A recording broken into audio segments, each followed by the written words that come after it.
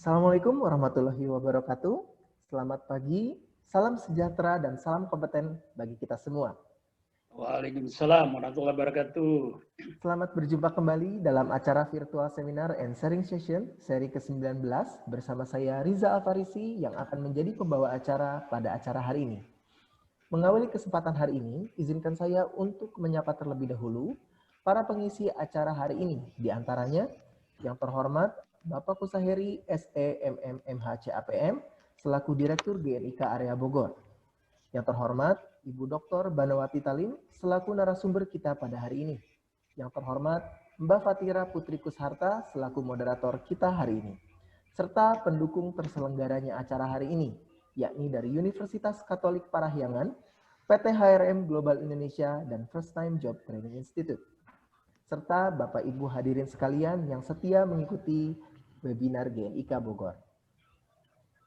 Saya ucapkan selamat datang di acara GNIK Bogor Virtual Seminar and Sharing Session seri ke-19 Jumat 18 Desember 2020 dengan tema Effective Communication Behavior Based.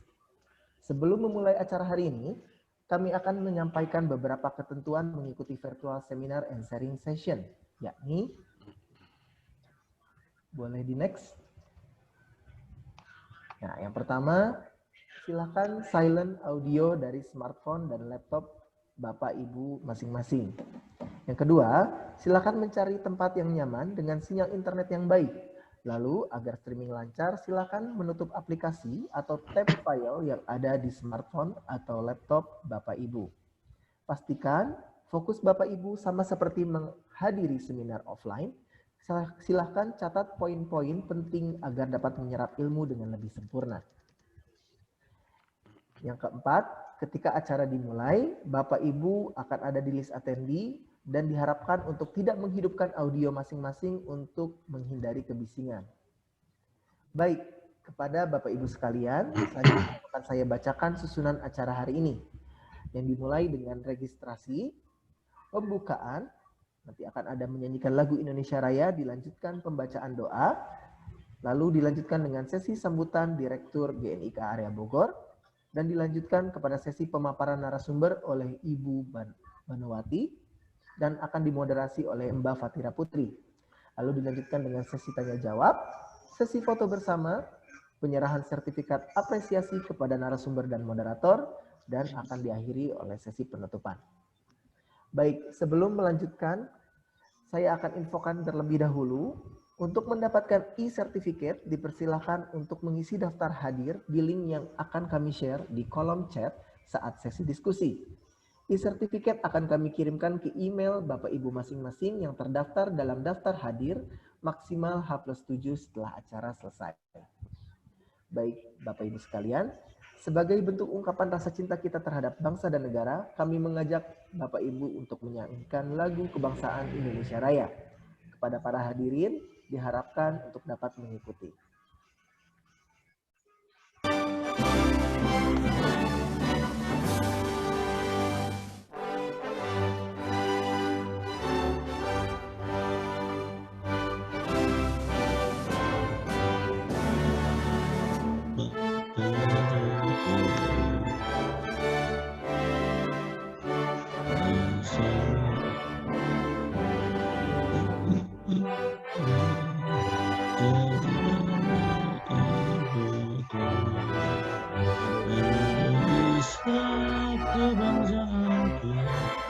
Bangsa dan tanah airku, airku bangsa Indonesia bersatu.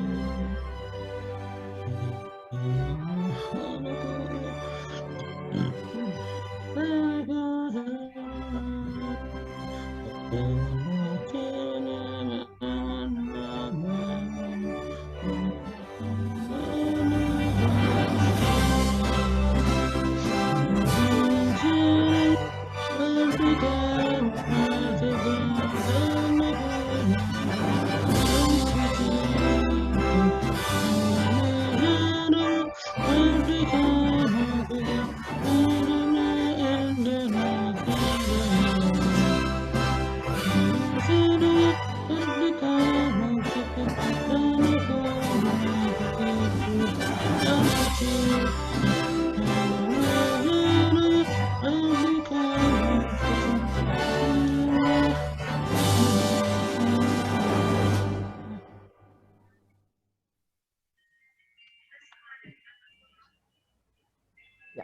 Baik, lanjut ke acara berikutnya, yakni sesi pembacaan doa. Mari kita bersama-sama berdoa secara mandiri sesuai dengan keyakinan dan kepercayaan masing-masing agar acara yang akan kita laksanakan ini berjalan lancar dan ilmu yang kita sharing bermanfaat dan berbuah kebaikan bagi kita semua. Berdoa dimulai.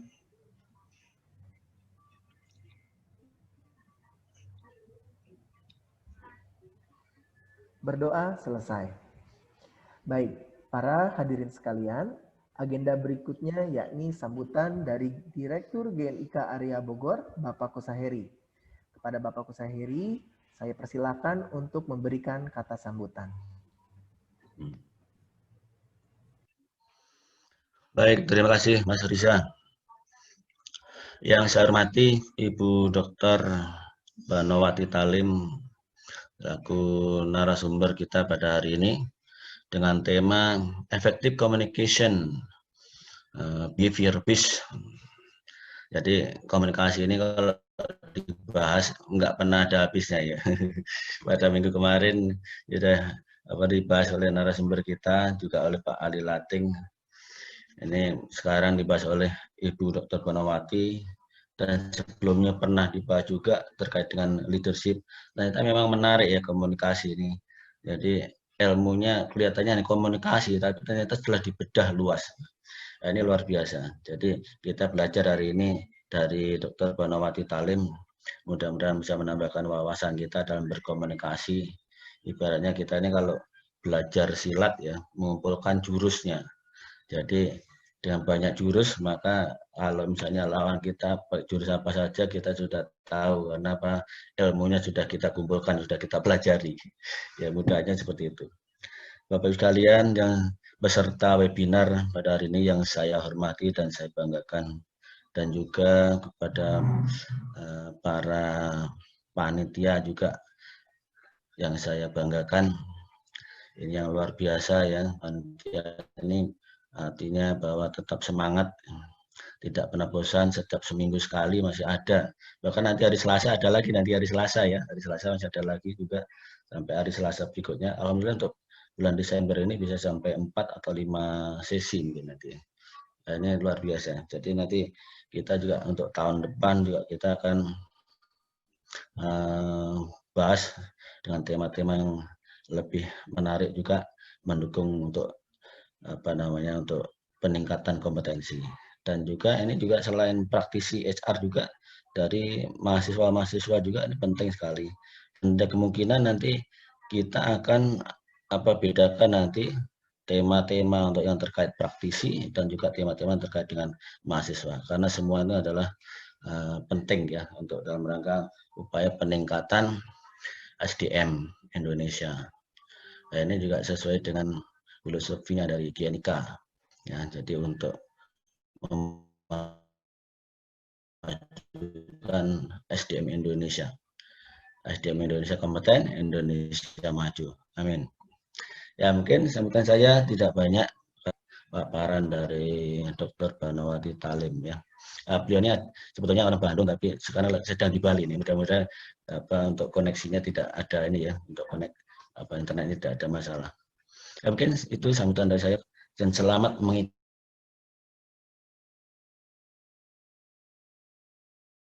Warahmatullahi wabarakatuh. Waalaikumsalam warahmatullahi wabarakatuh. Baik, terima kasih banyak Bapak Kusaheri untuk sambutannya. Baik, kita beranjak ke sesi selanjutnya, yakni kita masuk ke acara utama, yaitu pemaparan materi dan diskusi. Sesi pemaparan materi hari ini akan dipandu oleh Mbak Fatira Putri Kusharta selaku moderator. Sebelumnya mungkin akan saya bacakan terlebih dahulu CV moderator kita hari ini. Baik. Nama lengkap Fatira Putri Kusharta S.Ikom. Beliau melanjutkan pendidikan di Diploma Komunikasi Periklanan Universitas Indonesia, lalu melanjutkan sebagai Sarjana Ilmu Komunikasi Universitas Pancasila. Dan beliau mengawali karir pada tahun 2013 sampai 2014 sebagai Sekretaris Komisaris PT Bukaka Teknik Utama.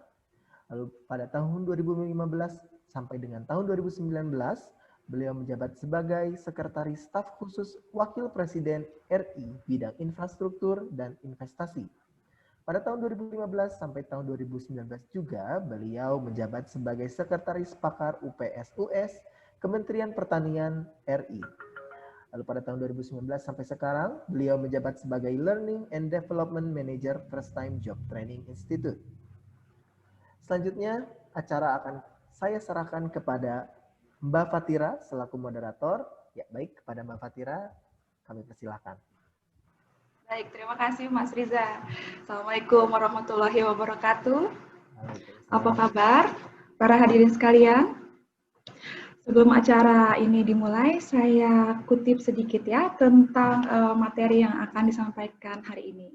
Dalam sebuah kelompok, kita akan berkumpul dengan orang-orang yang berlatar belakang maupun kepribadian yang berbeda. Perbedaan inilah yang nantinya dapat mempengaruhi kinerja dalam sebuah tim. Untuk dapat mengefektifkan dan mengefisienkan kerja tim, terlebih dahulu kita harus mengenal karakter dari pribadi setiap anggotanya. Bagaimana cara melakukannya? Berikut ini akan dibahas mengenai pembagian kepribadian seseorang menggunakan metode DIS. Apa itu metode DIS? Untuk menjawab pertanyaan itu, bersama saya telah hadir Ibu Dr. Banuwati Talim, dosen Universitas Katolik Parahyangan Bandung, sekaligus Direktur GNIK Area Bandung. Selamat pagi, Ibu Banuwati. Halo. Selamat pagi. Selamat pagi, Mbak Fatira. Apa kabar, Ibu?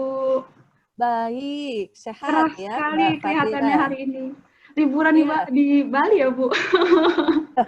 Cerah sekali wajahnya. WFH. Oh, Ya, WFH, sambil kerja. Work from holiday. Weh, seru-seru, Bu. Oke, Salam siap. dari Ubud. Oke, salam dari Bogor, Bu. Oke, sudah siap, Bu, untuk mengisi materi hari ini? Siap, selalu siap. Siap, oke, siap. Baik, untuk membangun semangat pagi ini, enaknya kita berikan tepuk tangan dulu ya, yang meriah untuk Ibu Banuwati Talim, agar suasananya menjadi lebih menyenangkan. Oke, siap. Tak kenal maka tak sayang, maka dari itu saya akan memperkenalkan terlebih dahulu profil narasumber kita hari ini. Ibu Dr. Banuwati Talim, pendidikan sarjana program studi manajemen di Universitas Katolik Parahyangan, lalu melanjutkan pendidikan magister program studi ilmu administrasi di Universitas Indonesia, dan terakhir mengambil gelar doktor program studi ilmu ekonomi di Universitas Katolik Parahyangan. Nah, pengalaman beliau juga cukup panjang ya di Universitas Katolik Parahyangan ini. Yang pertama sebagai pembantu dekan 2, bidang SDM, keuangan, dan sarana prasarana, FISIP Universitas Katolik Parahyangan di tahun 95 hingga 99 ya, Bu. Iya, baik.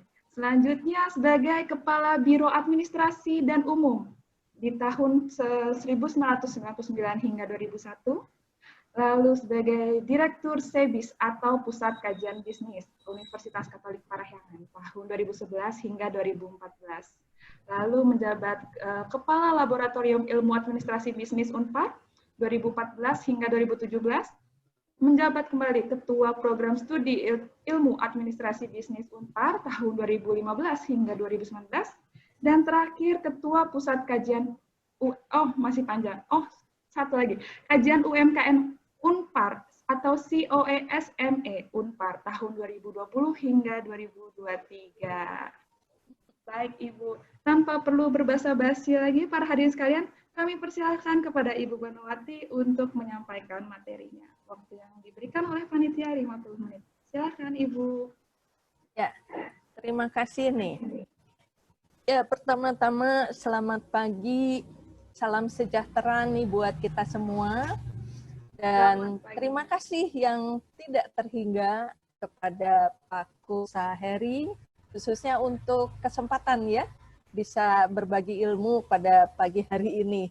Mudah-mudahan nanti banyak manfaatnya.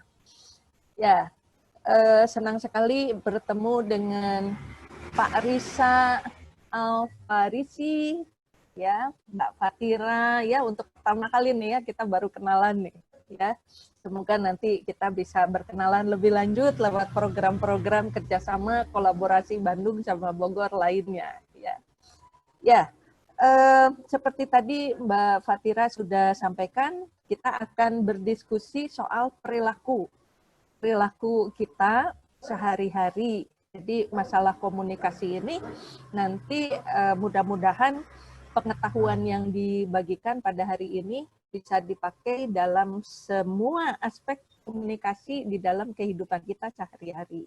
Baik itu di keluarga, dengan calon mertua, ya, buat adik-adik mahasiswa nih ya, yang sudah punya calon mertua, nah jadi lebih kenal ya, nanti cara berkomunikasinya jadi lebih nyambung dan semakin disayang sama calon mertua ya. Terus buat yang sudah bekerja semakin disayang sama bosnya ya, semakin lancar untuk kehidupan karirnya. Ya, baiklah, ini di sini sudah dikatakan behavior based ya, komunikasi. Tapi sebelum itu barangkali kita perlu samakan dulu pemahaman kita mengenai apa itu komunikasi. Boleh lanjut?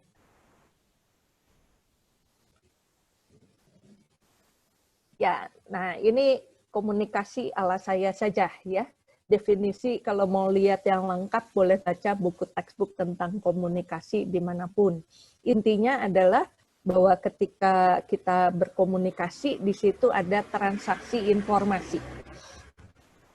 Ya, ini istilah transaksi.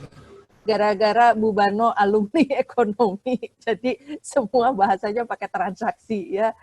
Ya, mungkin terbawa ya mindset seperti itu. Artinya ada pertukaran informasi dari pengirim ke penerima, kemudian penerima juga mungkin akan memberikan umpan balik. Jadi ada informasi-informasi atau feedback yang disampaikan dari receiver kepada sender ya. Jadi di situ ada tektokan gitu. Kalau bahasa kita sekarang tektokan ya. Nah, tentunya tujuannya adalah supaya apa yang disampaikan oleh sender kepada receiver itu bisa dimengerti. Jadi ada understanding. Kemudian penerima pesan itu diharapkan melakukan sesuatu tindakan atau melakukan tindak lanjut sebagaimana yang diinginkan oleh sender.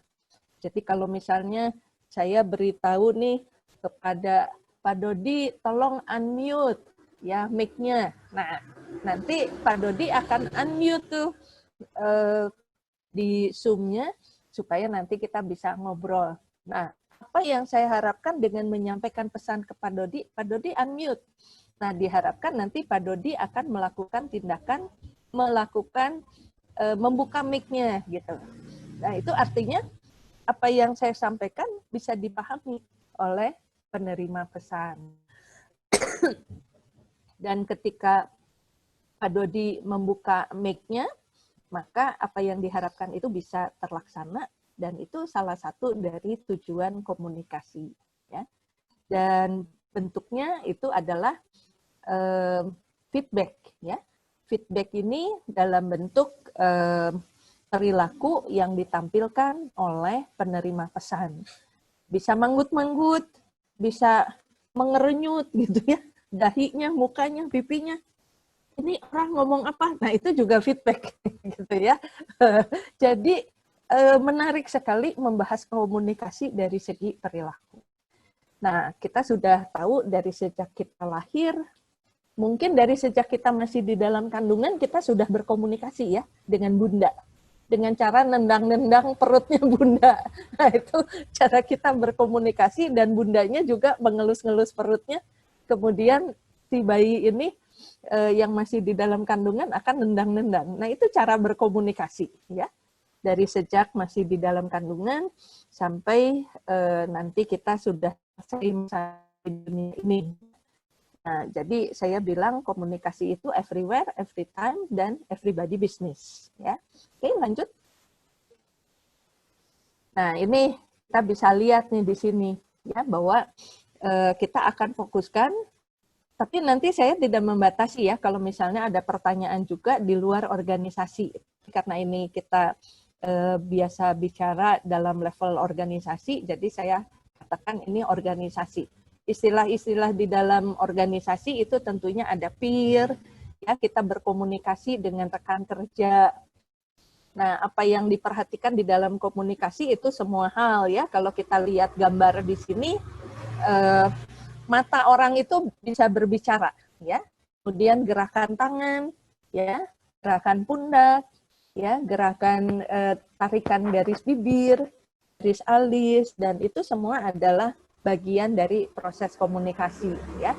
Dan kita setiap hari itu berkomunikasi dengan rekan kerja, dengan atasan pimpinan, dengan anggota kita, dengan customer, dengan klien, dan juga dengan anggota keluarga kita, ataupun teman-teman relasi sosial kita. Lanjut. Nah, untuk itu kita perlu memahami. Ini sebetulnya bukan ilmu baru ya, barangkali teman-teman juga sudah ada yang mengambil sertifikasi DISC. DISC ini konsepnya adalah memahami perilaku yang konteksnya adalah lingkungan. Ya, jadi perilaku yang didasari oleh lingkungan di mana kita berada. Bagaimana cara memahami DISC? Paling gampang dengan melihat peta kuadran di depan kita ini. Jadi yang pertama coba kita lihat sumbu yang vertikal itu result dan proses.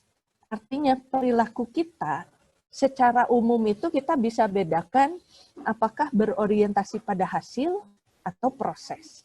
Nah, nanti coba cermati ya perilaku orang tua, pasangan di rumah, anak, ayah, bunda, pacar, calon mertua, bos, dosen, ya.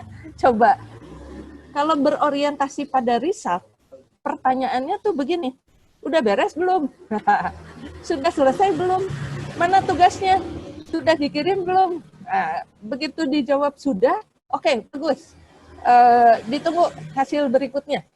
That's it. Very simple. Ya. Yang penting hasilnya sudah tercapai. Mau bagaimana caranya, I don't care. Gitu. Tapi ekstrimnya, kalau orientasi pada proses, maka ada pertanyaan lanjutan. Sudah dikirim belum? Oh sudah, Bu. Kemarin paketnya dikirim. Pakai apa ngirimnya? Ya, itulah pakai kurir yang biasa langganan perusahaan kita. Oke, apa kata kurirnya? Kapan dokumen kita akan tiba di klien? Katanya sih 1 hari. Ini dari dokumennya nih sudah ada catatan dan saya pilih yang 1 hari itu tiba. Oke, nanti kabarin ya kalau di 4 klien itu sudah diterima supaya saya bisa kontak dengan manajer di sana untuk follow up. Nah, itu orientasinya pada proses. Jadi akan ditanya, sudah dikirim, sudah pakai apa, kemudian tanggal berapa, siapa yang ditemui di sana, ada siapa saja, isi pembicaraannya apa. Nah, kebayangkan kalau misalnya adik-adik mahasiswa nih pacaran ya, kalian itu orientasinya pada hasil, pada result. Jadi begitu ditanya, sementara pacarnya itu adalah proses. Pasti sering berkelahi. Kenapa? Karena kalian itu hanya informasi. Ya begitu ditanya, udah kuliah, udah sudah hari ini udah beres kuliahnya, nggak ada lagi. Yuk kita jalan-jalan. Nah tapi pacarnya nggak puas tuh ketika kalian hanya menjawab sudah selesai. Tanya kuliah apa? Si ini datang nggak? Teman kamu yang ini datang nggak? Wah keponya tinggi. Nah itu menurut kita ya. Jadi orang-orang yang proses itu keponya sangat tinggi. Keinginan tahuan prosesnya. Jam berapa tadi mulai? Dosennya datang enggak? Terus teman-teman yang ini datang enggak? Kemudian selesainya jam berapa? Habis itu kamu jajannya di kantin, makannya makan apa? Duduk di sebelah siapa? Dan seterusnya. Ya udah, ketika kita itu result, pacarnya proses, dijamin deh sering konflik. Nah, mudah-mudahan dengan hari ini memahami bahwa itu bukan kesalahan orang itu kepo, bukan berarti dia curigaan, bukan berarti dia itu kepo beneran, ya. Tapi memang karakter perilakunya seperti itu. menyukai hal-hal detail. Kalau hal-hal detail itu tidak disampaikan, rasanya kok nggak nyaman gitu. Rasanya kok saya seperti ada yang tidak seimbang gitu.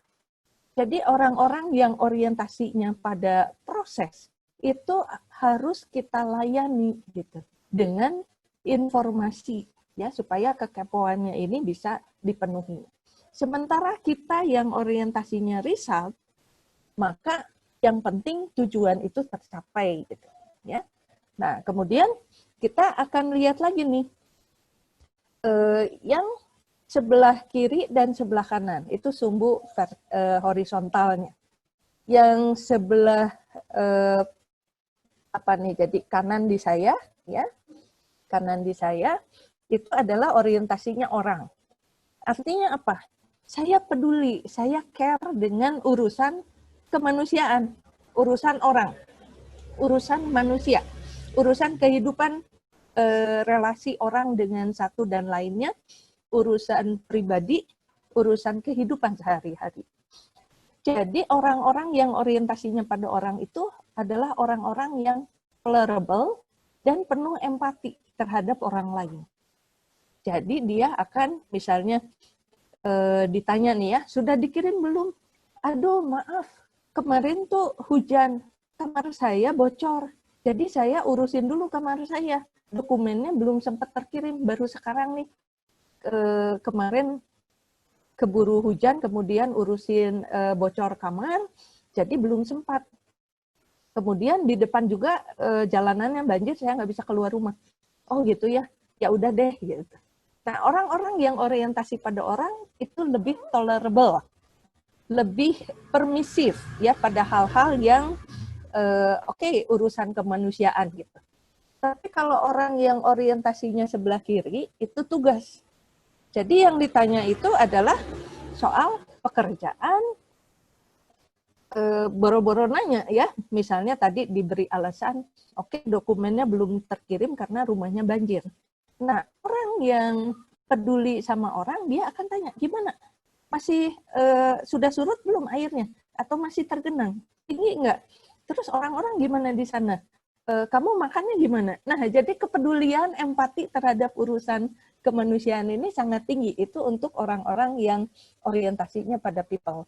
Tapi kalau untuk yang pada task, oh gitu ya. Oke, segera ya selesaikan ya pengiriman barangnya. Jadi kalau yang urusannya fokusnya pada tugas, dia akan fokus pada penyampaian dokumen tepat pada waktunya gitu. Dia nggak terlalu peduli dengan urusan banjir, urusan sakit perut, ya sakit kepala, atau berkelahi sama pacar, ya atau urusan ditagih sama kolektor gitu ya, nggak peduli. Yang penting kerjaan kamu beres gitu. Nah itu kira-kira memudahkannya seperti itu. Nah dengan melihat kuadran seperti ini, kemudian ahli DISC ini memetakan. Jadi ada orang yang orientasinya result dan tugas, itulah orang D. Kemudian yang orientasinya result tapi peduli sama orang, itu adalah I. Kemudian S itu adalah orientasi pada orang tapi detail. Kemudian C, udah mah detail, urusannya tugas. Nah itu secara ringkas pemetaannya begitu. Nah, marilah kita lihat satu persatu ya. Next slide. Nah, coba kita lihat nih ya, yang D sama I dulu. D itu singkatan dari direct, dominant, ya, decisive, determined. Artinya orang-orang D ini orientasinya pada hasil sama tugas. Jadi selalu bicaranya tuh kalau bahasa Sunda istilahnya telenges. Telenges tuh. Enggak pakai basa-basi, langsung saja direct. Wes, jelek. Wes, bagus gitu ya. Udah. Dan orientasinya adalah pada pencapaian hasil. Ya, pada pencapaian hasil tugas. Prestasi. Bukan ya bajunya bagus. Nah, enggak peduli dia ya urusan baju bagus, cantik, ganteng gitu enggak. Nah, itu urusannya orang I. Tapi kalau orang D ini, ya lihat sesuatu, oh bagus, ya, dan dia nggak sabaran, sehingga dia berani mengambil keputusan untuk kepentingan orang lain. Jadi kalau misalnya istrinya ini adalah D, suaminya itu adalah orang C, nah nanti C-nya ya kita bahas. Biasanya istrinya udah langsung bilang gini, udah Pak, yang ini aja keren kok dipakai sama Bapak, udah ya. Maksudnya dia berani mengambil keputusan itu, sebetulnya salah satu alasannya adalah nggak sabar untuk cari lagi di toko berikutnya. Dia itu langsung saja mau beli baju pasti saja warna apa untuk pergi kemana, jangan pikir-pikir terlalu lama gitu. Udah yang ini aja bagus gitu. Ya, jadi banyak juga dikatakan bahwa orang D itu adalah orang yang tidak sabaran gitu. Kemudian dia juga determine, langsung ya, pasti nggak suka berbasa-basi. Jadi kalau ngobrol itu ya sudah, ketemu ini mau urusan apa, ya basa-basinya sangat sedikit, hanya untuk sopan santun, selebihnya langsung tek. Jadi mungkin kalau bertemu dengan orang D, rapat itu sangat efisien dan efektif. Ya. Kemudian I, influence, inspiring, imaginative, relation building-nya bagus, dan talkative, cerewet bawel. Ya. Ngomong aja. Dan dia bisa, orang-orang I ini kan relation building-nya bagus. Jadi kalau sekarang misalnya ada antrian, walaupun jaga jarak, itu dia bisa dapat nomor WA ya dari orang-orang yang di depan sama yang di belakang yang dia mungkin baru ketemu di situ. Saking mudahnya untuk membangun relation dengan orang yang baru. Jadi orang-orang ini orang-orang yang pandai mempengaruhi orang lain, juga pandai bergaul. Ya. Nah, sampai dibilang gitu ya bahwa orang I ini dia sangat pintar, bahkan saking pintar yang mempengaruhi orang lain, bisa menjual sisir pada orang botak. Karena nggak perlu sisir orang botak ya. Jadi dia bisa jual sisir sama biksu yang nggak perlu sisir. Kenapa? Untuk dijadiin cindera mata supaya biaranya itu bisa dapat income dari turis-turis yang datang berkunjung ke biara itu gitu. Ya, itu orang itu ya jagoan ya. Jadi orang botak nggak perlu sisir tapi dia bisa jualan. Oke, selanjutnya next.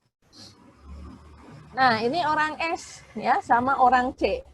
Kalau yang tadi D sama I itu orientasinya pada hasil. Ya, tujuannya tercapai ya. Nah, kalau orang S itu orang yang fokusnya pada orang lain, pada orang, kemudian proses. Jadi dia tuh sangat empati ya sama orang lain.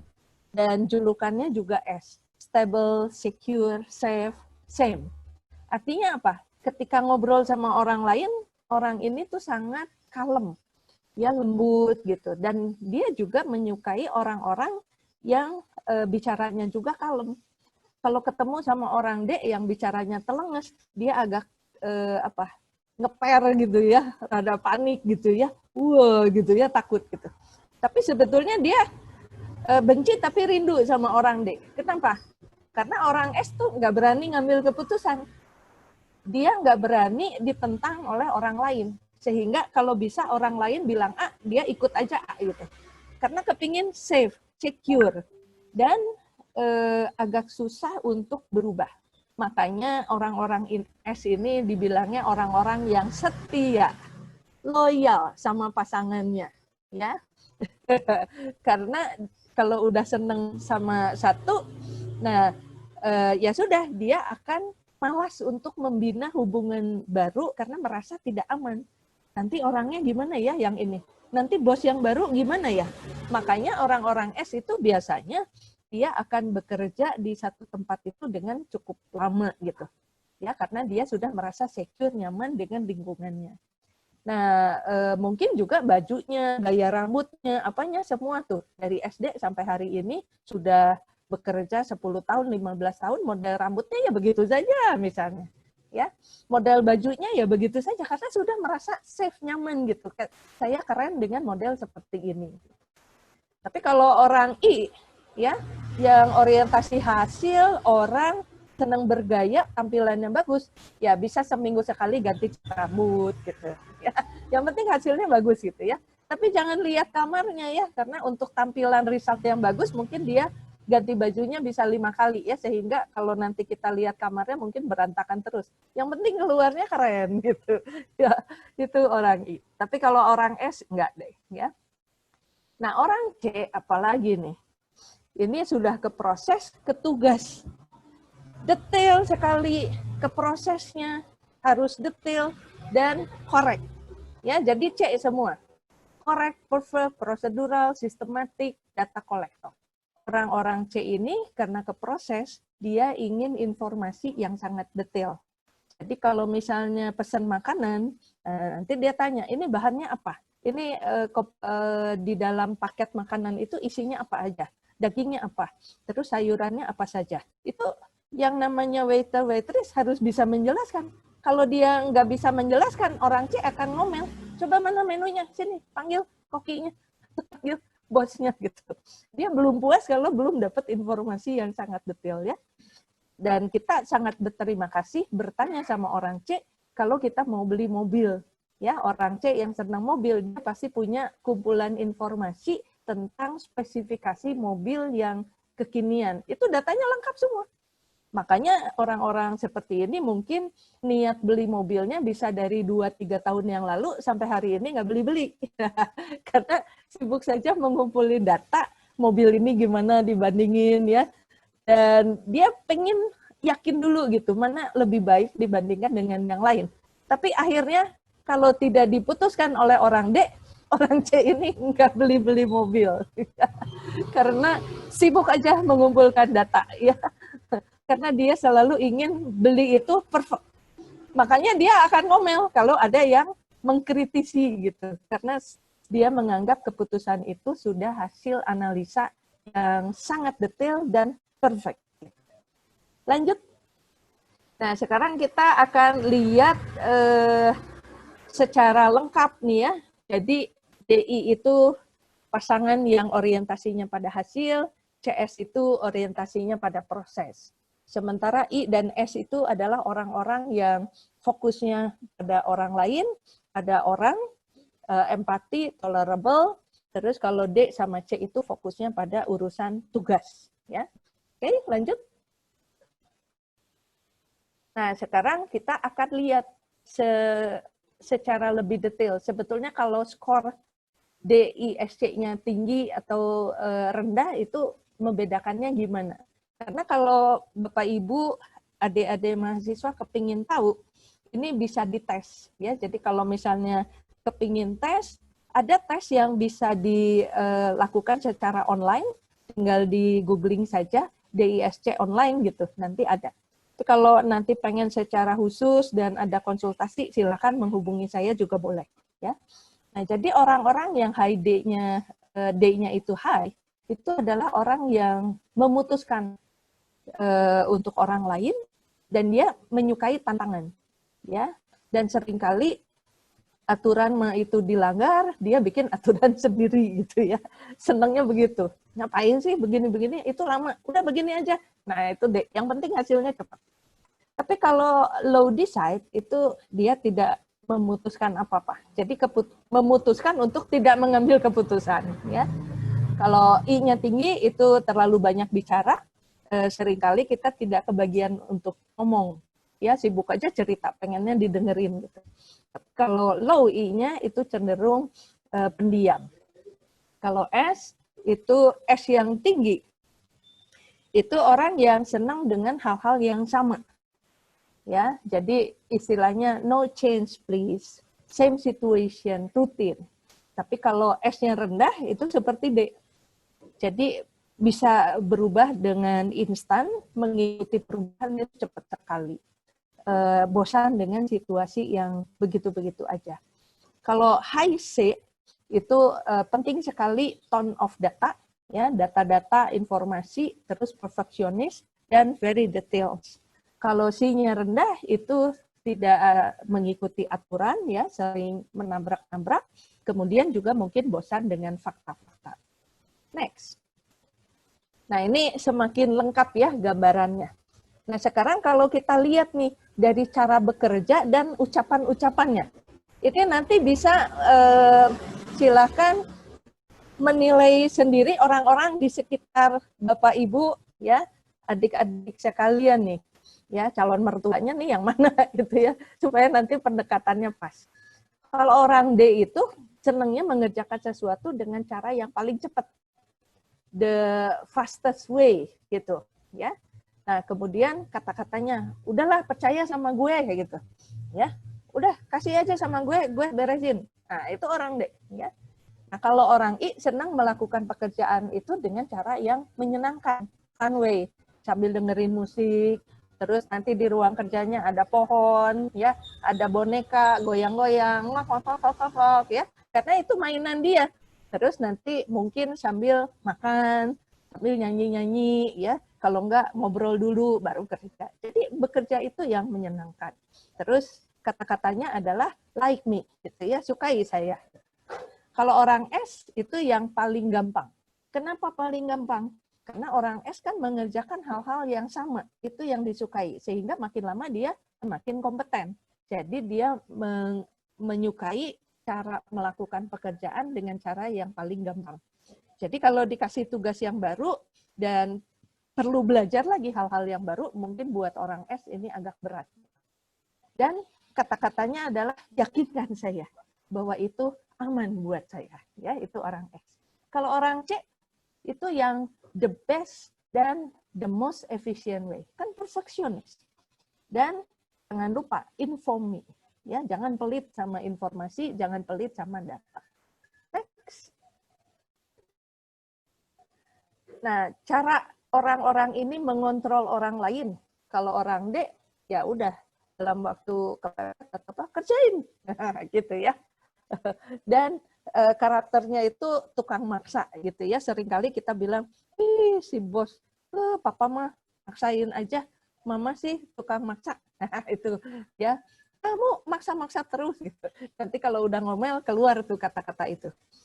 Karena teman kita, atasan kita, rekan kerja kita, pasangan kita itu seringkali karakternya itu adalah mendesak gitu, ya, memaksakan kehendaknya. Itu yang D. Tapi itu cara dia mengontrol orang lain.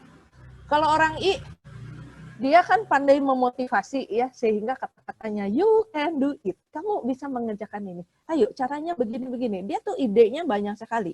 Tadi inspiring ya, I itu. Dan dia bisa menggunakan verbal persuasion untuk memotivasi orang lain. You can do it. Kalau S itu we. Yuk kita sama-sama ngerjain.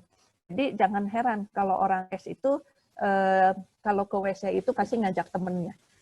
Nggak berani sendiri. Kalau orang D, ya mau ke WC ya pergi aja gitu. Ngapain juga ajak-ajak orang. Belum tentu juga perlu. Gitu. Kalau orang S, yuk temenin yuk. Gitu. Ya supaya secure gitu. Ya. Terus slowing down ya, itu gayanya. Kalau orang C, ayo mari kita kerjakan dengan cara yang paling benar. Jadi kalau misalnya kita perlu melipat kertas gitu ya, maka si kertas itu nih akan kalau orang D kan gini aja gitu. Tapi kalau orang C diukur dulu nih, ini berapa senti ya, kesininya berapa senti, kemudian pakai kuku tuh, di seret gitu, supaya perfect. Gitu. Ya, nah itu bedanya. Lanjut. Nah hambatannya nih, gara-gara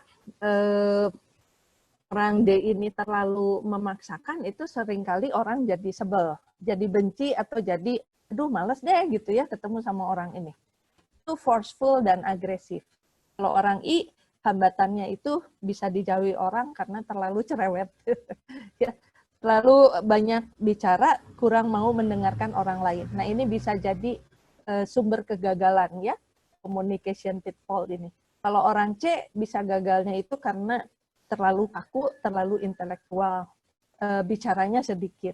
Kalau orang S terlalu permisif, apa-apa oke, akhirnya malah jadi berantakan. Yang tadinya kita pengen hasilnya standarnya adalah sekian, karena terlalu permisif, mungkin hasilnya jadi jelek. Gitu, ya. Nah, itu hambatan-hambatan di dalam komunikasi yang bisa membuat mereka itu gagal di dalam berkarir. Ya. Next. Nah, sekarang gimana sih caranya? Ya, tadi saya mengintip chat box di bawah. Ini barangkali sudah mulai bisa terjawab ya pertanyaan-pertanyaannya. Jadi kalau komunikasi dengan orang, Dek, gimana dong? Calon mertua saya nih tukang maksa, ya. Kalau apa-apa pinginnya keren, terus saya pengen calon menantunya tuh berprestasi, ya. Terus aman buat anaknya gitu ya. Ya pastilah ya kalau kita orang tua pasti pengen begitu. Ya sudah, jangan terlalu banyak basa-basi, direct kalau bicara itu. Pak, Bu, saya mau ajak putranya atau putrinya jalan-jalan nih. Ya. Nah, rencananya mau ke sini. Nanti kita akan kembali lagi jam segini. Udah gitu aja, nggak usah. Halo Pak, gimana kabarnya? Sehat ya? Aduh keren deh. Bapak bajunya baru ya? Wah udah. Calon mertua yang D itu nggak seneng dipuja-puji. Beda dengan yang I, ya. Tapi kalau D langsung saja fokus pada riset. Wah kemarin saya baru berhasil dapat tender Om, gitu ya. Nah, wah langsung nih tanduknya naik tuh ya si calon mertua. Tender apa gitu? Berapa nilai tendernya? Langsung deh ya. Wah bagus deh, lanjut. Nanti kalau perlu apa-apa Om bantu, ya gitu ya. Nah, terus kalau ini bos D, maka jangan datang-datang itu, aduh maaf Pak, itu paketnya belum kekirim, kemarin banjir, kamu gini-gini. Wah, kalau bos D udah langsung dihantam gitu ya, dengan dimarahin sepanjang segala abad. Jadi langsung, oke, tapi saya sudah kasih alternatif karena kemarin itu jalanan sepanjang rumah itu banjir, jadi hari ini saya sudah menugaskan untuk kirim yang one day service gitu. Oke, bagus. Udah gitu aja orang deh. Yang penting paketnya nyampe. Gitu. Next. Kalau dengan I gimana? Entertain, listening, informal. Kenapa? Karena orang I itu adalah orang yang orientasinya pada hasil dan orang. Ya, senang entertain gitu. Jadi kalau mau jualan sama orang I, jangan langsung jualan. Beli ya, ini tikusnya bagus nih, tikus ini ya warnanya keren, sekarang lagi trendy gitu ya, warna biru Tosca seperti ini. Cocok loh sama bajunya ibu yang biru juga gitu. Ah jangan, ajak ngobrol dulu. Kita lihat nih, barangkali ibu itu seneng nonton telenovela. Ya udah ajak ngobrol dulu telenovela gitu ya, di entertain dulu. Baru nanti terakhir kalau udah seru-seru berdiskusi soal telenovela, baru deh nanti ibu itu akan nanya, kamu teh kesini mau nawarin apa gitu. Langsung deal jualan karena tektokannya udah enak ya. Jadi senang didengarkan, listening dan informal. Next. Lanjut. Nah, bagaimana dengan orang S? Orang S kan dia kepingin secure. Jadi kalau bicara itu ya friendly lah. Jangan kaku-kaku. Atau jangan judes. Takut tuh orang S-nya. Ya. Jadi be patient, slow. Kalau mau menawarkan sesuatu, misalnya untuk kepentingan sales, ya pelan-pelan dong. Bikin dulu rasa nyaman. Jangan langsung didesak untuk beli sekarang ya. Beli sekarang ya. Kalau enggak rugi loh. Dan diskonnya nanti hilang. Tetangga sebelah udah beli. Masa ibu enggak? Nah itu kalau dia merasa didesak, merasa enggak secure kan? Ah enggak deh. Udah. Gitu. Jadi bisa gagal. Kemudian kasih recognition ya. Ujian ya itu secara halus sambil ngobrol ya itu akan menenangkan hati orang S. Oke, selanjutnya orang C. Nah, orang C kan tadi kepo. Ya sudah, kalau berkomunikasi sama orang C itu jangan pelit-pelit sama data. Ya, kasih data yang jelas, spesifik, detail. Nah, udah itu rumusan yang paling pokok ya, pakemnya. Informasi, data, detail, prosedur. Kalau kita jadi pimpinan, anggotanya itu C, maka kita perlu kasih arahan. Target kerjamu hari ini adalah ini. Dalam minggu ini adalah ini. Silahkan aturannya yang boleh adalah ini, yang nggak boleh adalah ini.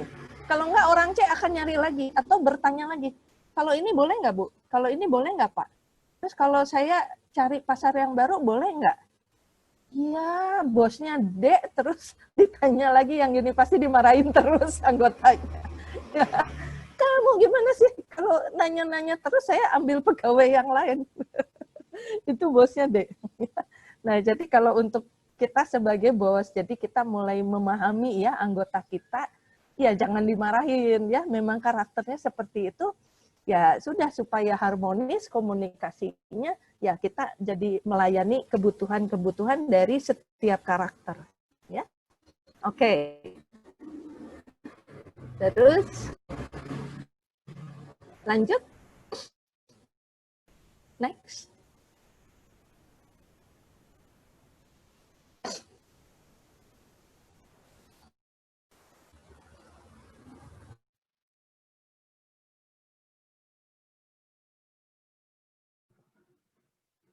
Halo, izin Ibu Banowati, sepertinya suaranya hilang ya, Bu? Halo? Baik, kepada para hadirin sekalian, kita masih menunggu Ibu Banowati untuk kembali ke dalam Zoom ya. Mohon ditunggu sebentar.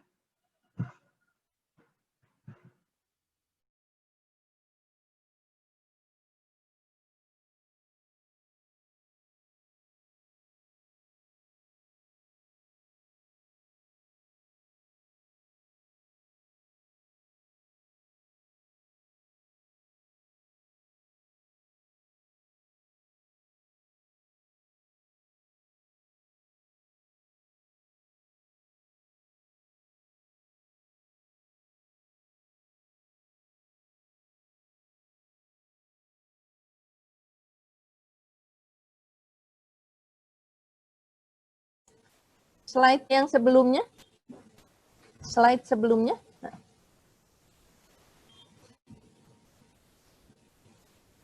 Oke, yang sebelumnya. Sebelumnya. Sudah terdengar? Next. Yes. Oke. Good.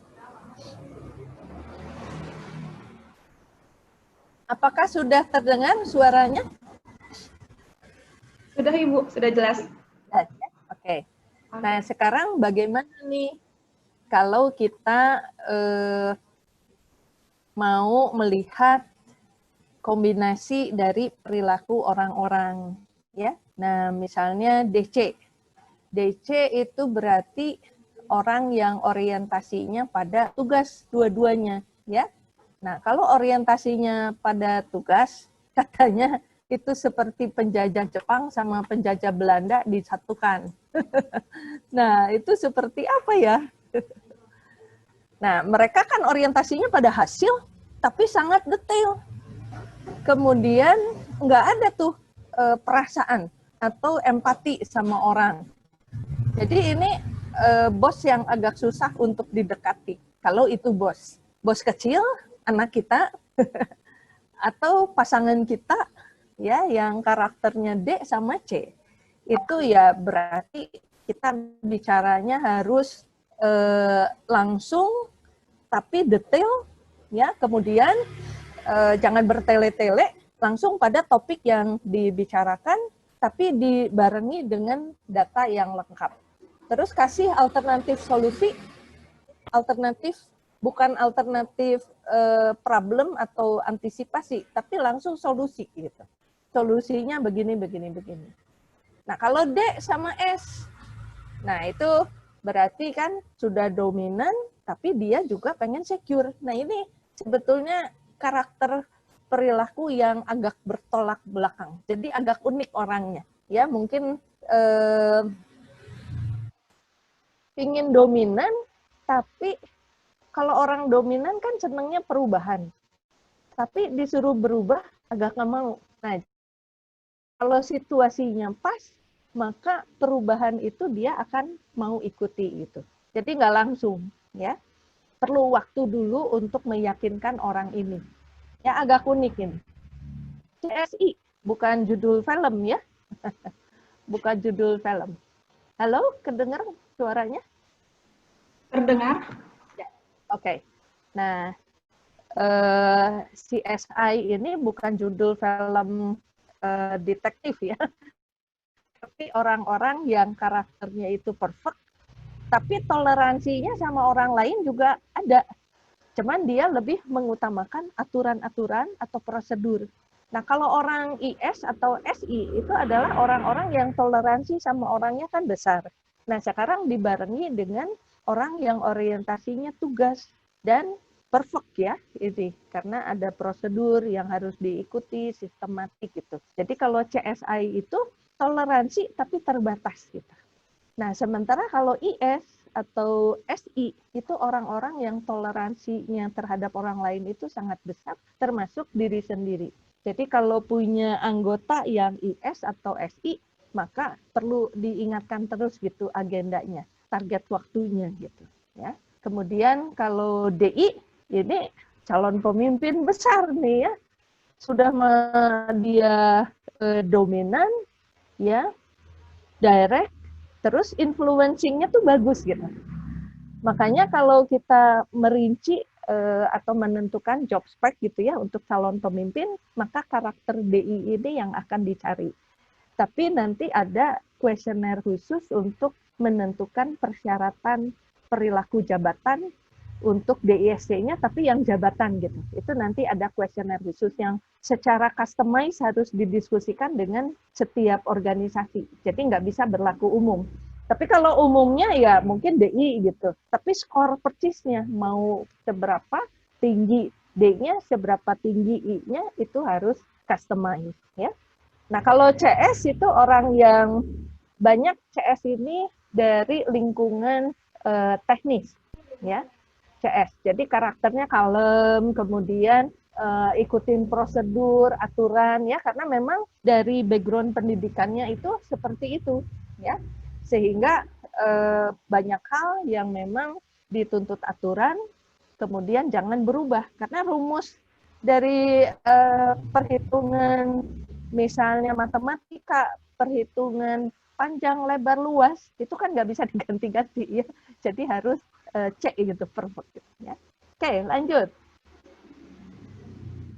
Nah, ini saya akan tambahkan dengan ilmu yang lain di luar DISC. Ini sebetulnya nyambung dengan materi yang selanjutnya ini, nyambung dengan NLP.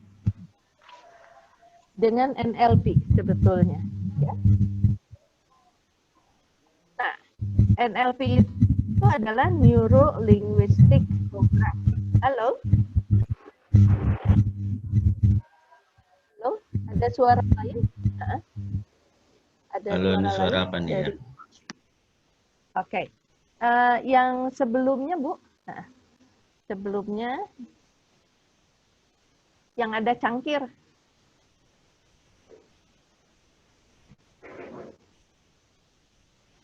Ini maaf nih. Nah, ya.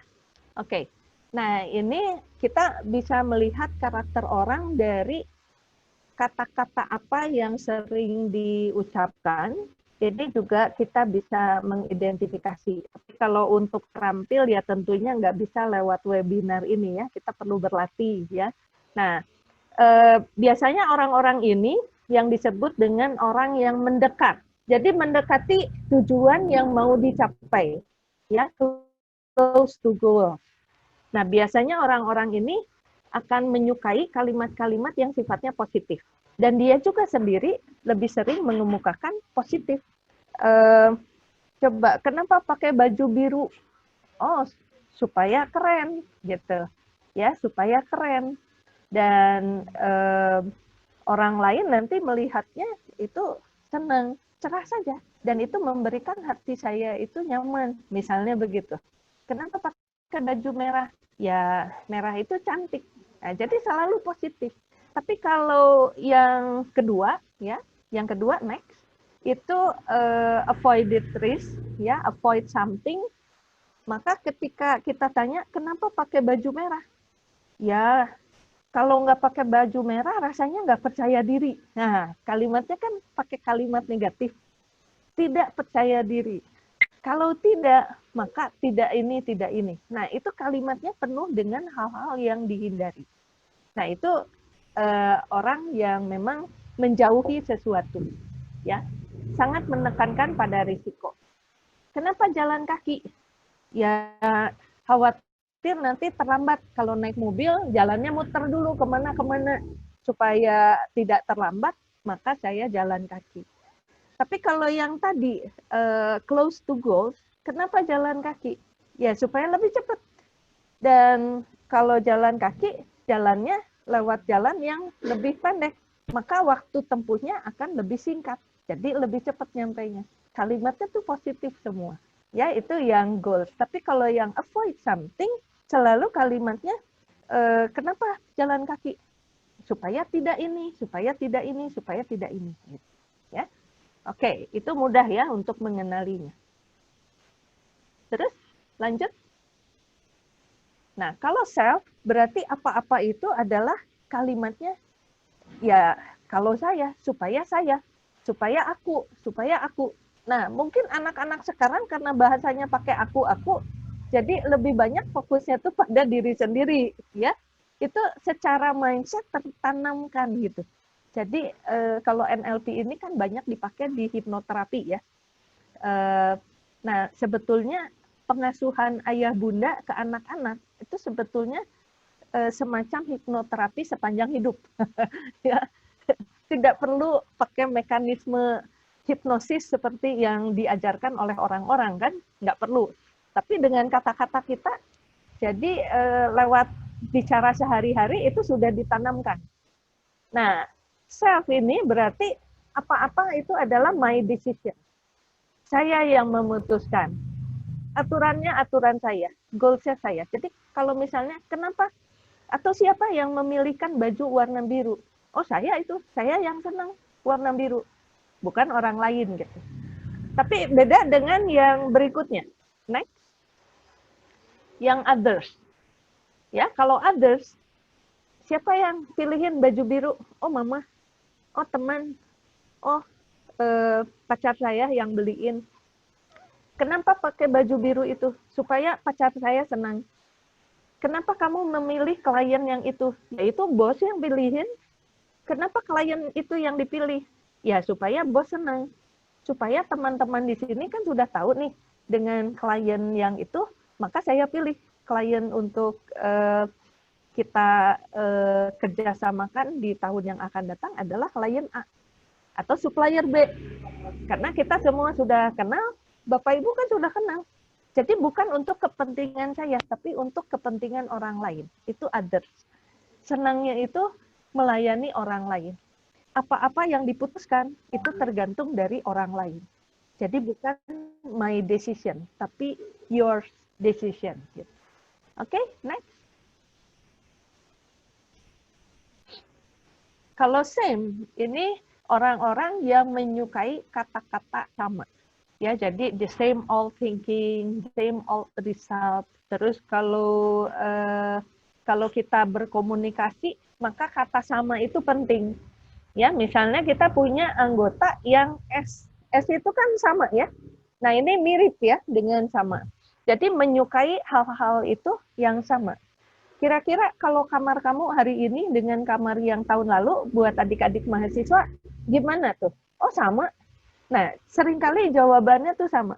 Tapi kalau orang yang different, yang next slide, kalau different, itu dia akan jawab, walaupun kamarnya ya itu-itu saja, tapi dia jawab, beda kok kamar saya hari ini sama yang kemarin. Karena hari ini saya sudah ganti spray. Jadi kamar saya beda. Hari ini lebih harum. Nah, itu cara dia menjawab tuh menunjukkan dia menyukai perbedaan atau menyukai hal yang sama. Ya. Next. Detail sama global. Nah, ini seperti D sama C gitu. Kalau detail itu orang C, kalau global itu orang D. Jadi, kalau detail itu, misalnya ditanya, Bu Fatira, sudah makan atau belum? Nah, karena Bu Fatira detail, jadi ketika menjawab itu tidak langsung menjawab, sudah atau belum. Oh ya, tadi ya sebelum pergi ke kampus, itu saya mampir dulu nih ke rumah ibu. Karena kebetulan sudah tinggal di rumah sendiri. Dan di rumah ibu, itu si Mbok lagi masak. Dan harumnya enak sekali. Terus disuruh masak sama bunda. Jadilah saya makan dulu tadi sebelum ke kantor. The way somebody talks reflects details or globals. Jadi ketika menjawab, itu langsung menjawab pada hal yang ditanyakan atau dia bercerita gitu. Nah, tadi kalau ditanya sudah makan atau belum tapi cerita dulu berarti dia details gitu. Ya, itu gampang. Jadi tidak langsung menjawab pada apa yang ditanya tapi cerita dulu gitu. Itu adalah orang-orang yang senang dengan detail ya. Tapi kalau global ya sudah ditanya sudah makan, sudah. Makasih. Mau ditawarin makan ya enggak, sudah terima kasih gitu ya. Itu orang-orang yang global. Next. Nah sekarang gimana nih, coba nih kita cek nih, Bu Ratna Dewi kira-kira kalau orangnya dominan, detail, self, different, kita harus gimana ya pendekatannya?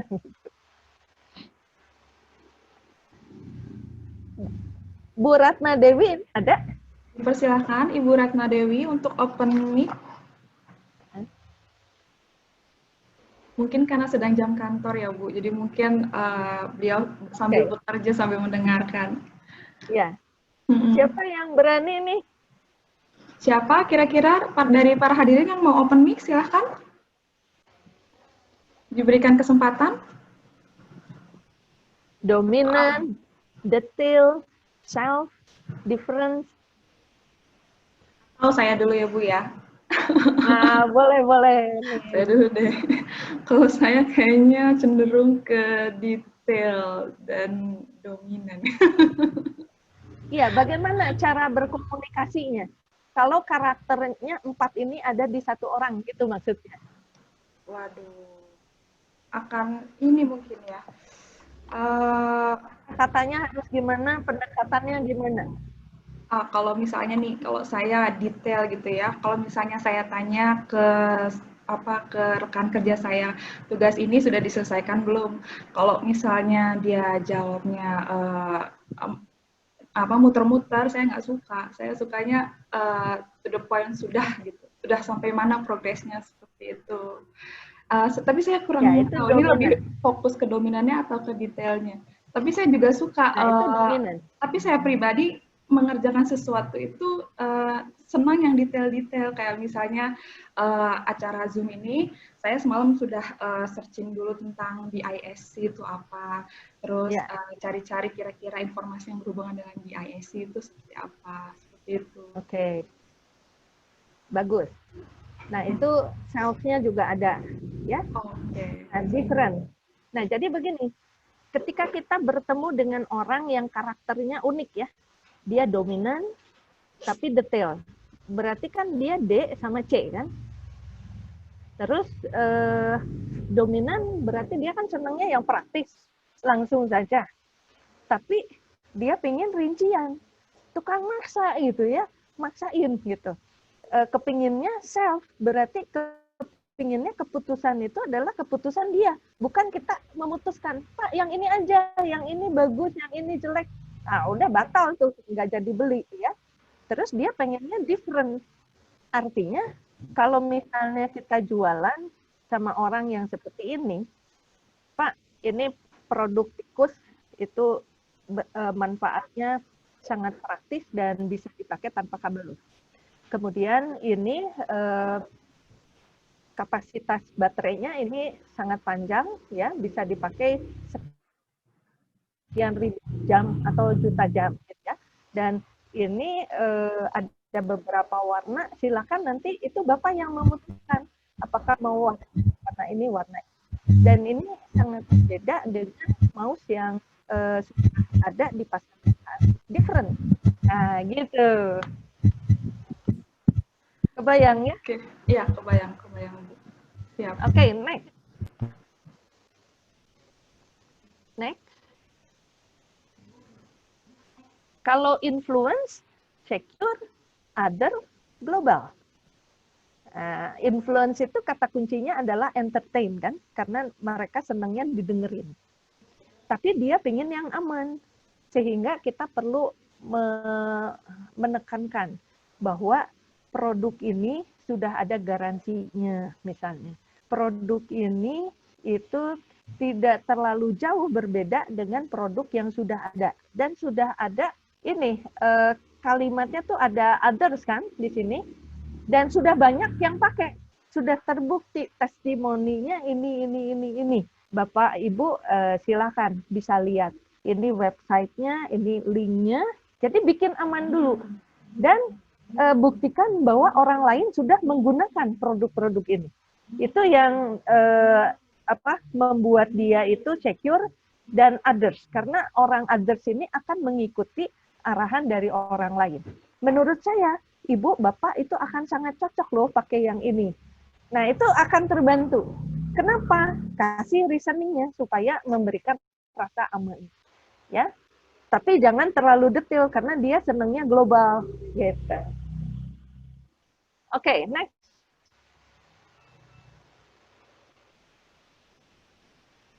Correct influence self-difference. Wah, ini CI, ya, CI, tapi self-nya ada, gue yang putusin, tapi dia pengen berbeda. Ya, correct-nya ada, perfect. Kemudian seneng ngomong, ya, seneng didengerin, ya, berarti kita harus kasih data yang detail, ya, kemudian ada entertain, ada bercanda-bercanda, jangan terlalu serius juga, ya. Tapi informasinya harus sudah lengkap. Jadi kalau perlu bawa leaflet sehingga dia bisa baca. Karena dia yang memutuskan, self. Jangan dipaksa untuk memutuskan hari ini. Tapi kasih waktu untuk dia memutuskan gitu. Karena self ya. Dan jangan sekali-sekali menggunakan tetangga kita udah pakai loh. Masa kita belum? Orang kita mah nggak perlu sama, ngapain juga ikut-ikut sama tetangga sebelah gitu. Ya, itu self sama different itu penting gitu ya buat dia. Jadi dia orang yang gengsi kalau mengikuti orang lain.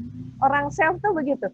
Jadi kalau misalnya jalan-jalan ke toko, kemudian SPG-nya bilang, yang ini bagus Bu, warnanya ini ukurannya cocok. Kalau dia self, oh oke, terima kasih, lihat-lihat dulu gitu. Karena dia gengsi untuk ikutin arahan dari orang lain. Padahal menurut dia juga sebetulnya bagus. Tapi dia nggak suka gitu. Dibantu diputuskan oleh orang lain. Ya. Oke, lanjut. Oh, sudah habis ternyata. Ya. Mudah-mudahan ini waktunya tadi 50 menit ya, ini malah lebih dari waktu yang disediakan, mohon maaf. Ya, nggak apa-apa Ibu. Kan kalau berbagi ilmu tidak memandang waktu ya Bu. Oke, baik. Terima kasih kepada Ibu Banuwati Talim telah menyampaikan materinya yang luar biasa ya. Baik, kali ini kita buka sesi tanya jawab ya. Saya akan membacakan pertanyaan yang ada di chat box terlebih dahulu. Dimulai dari, tadi saya catat beberapa pertanyaan. Yang pertama dari Ibu Eni, atau Mbak ya, Eni Fatarina. Bagaimana cara kita menilai diri kita bahwa kita masuk kelompok result atau task? Mungkin tadi sudah ada Ibu Banuwati sudah menjelaskan, hanya saja mungkin merefresh kembali ya Bu ya. Bagaimana kita menilai diri kita bahwa kita masuk ke dalam kelompok result atau task? Oke. Silakan. Ya, result. Oke. Jadi untuk kita memastikan secara yakin ya, ya tentunya harus dites ya, mengetes dengan tools yang memang benar ya, dan diberi arahan yang benar. Karena DISC ini konteksnya adalah lingkungan, sehingga setiap kali mengarahkan itu kita harus memberi catatan. Ketika menjawab isian yang DISC, waktunya harus 7 menit, itu paling lama ya, dibatasi, dan selalu diberi ingat 1 menit lagi atau 3 menit lagi ya, mulai dari 5 menit terus 3 menit, 2 menit itu selalu harus ada. Kemudian konteksnya ini perilaku di luar rumah, di kantor atau di sekolah, di kampus ya, atau di organisasi. Nah, itu penting sekali. Karena nanti hasil dari DISC ini akan dipetakan dalam 3 grafik. Grafik yang ditampilkan di tempat umum, grafik perilaku dalam situasi penuh tekanan, sama grafik yang asli. Nah, itu nanti bisa dibaca bagaimana perbedaannya. Tapi kalau secara umum, kalau saya orientasi hasil, berarti saya coba koreksi sendiri, tanya-tanya sama diri sendiri, saya lebih senang lihat ujungnya, atau saya sangat peduli dengan how to-nya, prosesnya. Jadi saya peduli nggak sih, oh buku apa yang dipakai, oh prosedur apa yang harus ditempuh, atau yang penting hasilnya jadi. Resepnya itu saya penting sekali, gramannya atau kilauannya. Nah kalau itu nggak penting, berarti lebih cenderung ke hasil. Nah itu secara apa ya, cepat saja gitu ya. Oke, Oke, baik. mudah-mudahan menjawab. Oke, baik. Semoga menjawab ya Ibu Eri Fatarina. Nah, Baik, lanjut ke pertanyaan berikutnya dari Pak Mulyadi. Apakah pribadi di CIS itu sudah menjadi kepribadian dasar atau perilaku yang bisa dirubah sesuai lawan komunikasi kita? Monggo Bu, silahkan. oke. Ya, jadi seperti yang sudah disampaikan, ini konteksnya adalah lingkungan. Sehingga kalau lingkungannya berubah, maka perilaku di grafik 1 itu bisa berubah. Grafik 1 itu adalah grafik yang ditampilkan di tempat umum. Jadi banyak kawan-kawan yang grafik 1-nya itu mengalami perubahan. Jadi pernah dites misalnya tahun lalu, terus dites lagi tahun ini, grafik 1-nya yang berubah. Kalau grafik 3 yang aslinya itu relatif permanen, relatif. Kecuali ada peristiwa kehidupan yang luar biasa mempengaruhi, itu bisa jadi berubah. Contohnya gini,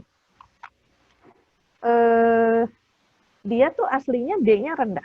Artinya dia nggak suka mengambil keputusan, nggak suka ngarahin orang lain, nggak suka mendominasi. Tapi ketika di tempat kerja, dia 1 tahun terakhir itu dikasih jabatan jadi bos.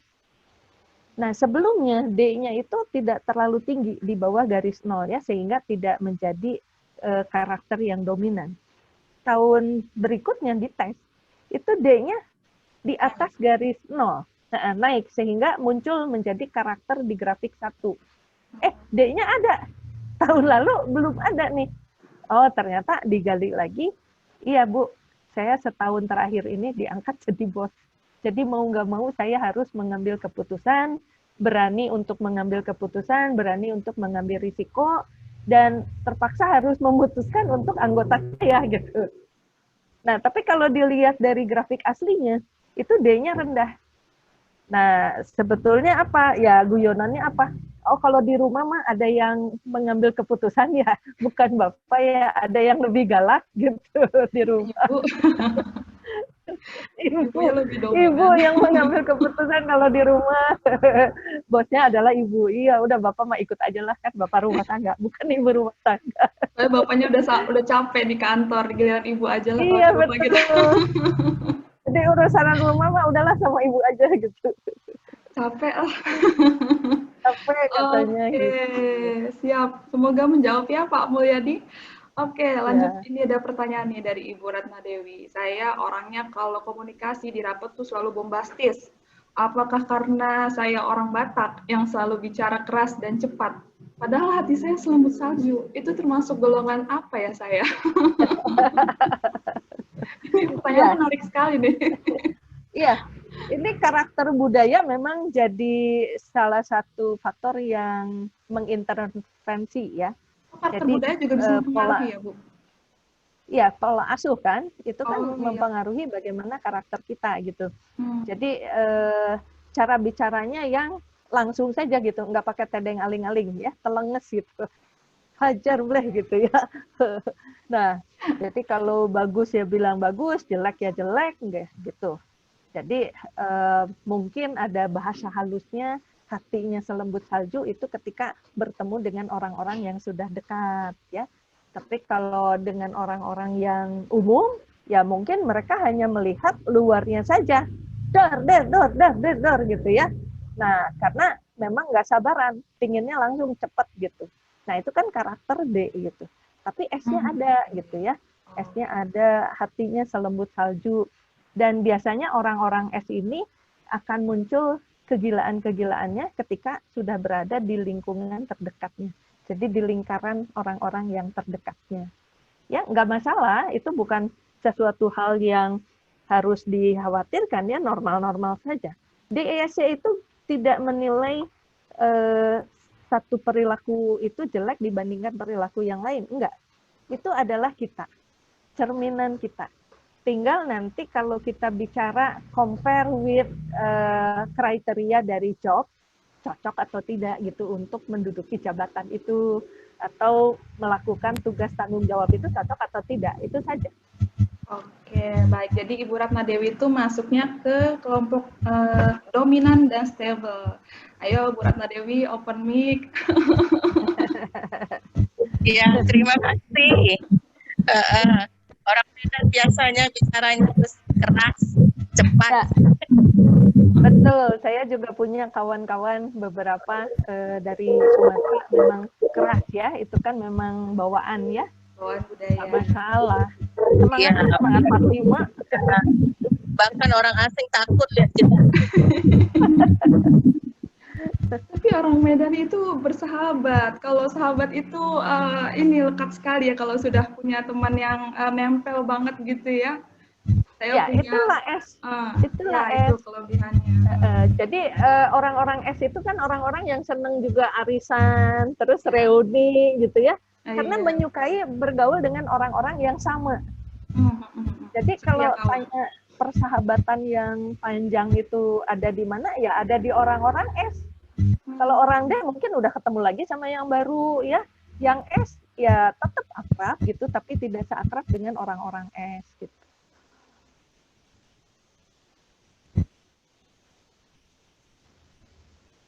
Bu Fatira, mic-nya mati.